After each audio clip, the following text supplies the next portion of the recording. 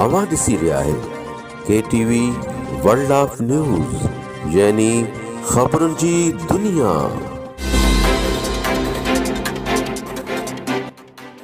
पेश है शहदादकोट का नज़ीर अहमद सुमरो जी रिपोर्ट। शहदादकोट में STP पारान शहर में बरसाती पानी नालियुनि ऐं गटरनि जो बीठल गंदो पानी रोडनि ते रस्तनि तां निकाल न थियण ख़िलाफ़ ऐं वाइट कॉलर मुलाज़िमनि ख़िलाफ़ कोटू मोटू चौक ते एहतजाजी मुज़ाहिरो करे धरणो हयो। उन मौके ते अॻवाननि कामरेड हयात तुनियो, शबीर मक्सी, इमदाद सुमरो, सजाद तुनियो, दाद मोहम्मद खंड, रशीद मक्सी, सिराई शाहिद मस्तोई, फारूक सुमरो, GS सिंध कौमी पार्टी अगवान हुबदार मीरजत, SUP अगवान अल्लाहदाद खुश्क, अनवर मुगल समेत ॿियनि मीडिया सां ॻाल्हाईंदे चयो त बरसाति खे 15 ॾींहं गुज़री वञण बावजूदि तालके म्यूनिसिपल कमेटीअ जे CMO इरशाद ओलियो जी नाअहलीअ सबबि शहर जे मुख्य रोडनि ते ऐं रस्तनि ते घिटियुनि में गोॾे जहिड़ो पाणी बीठल आहे।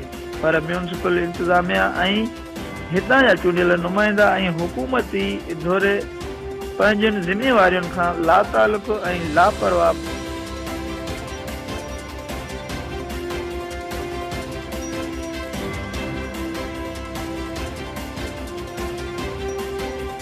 ख़बरुनि जी दुनिया।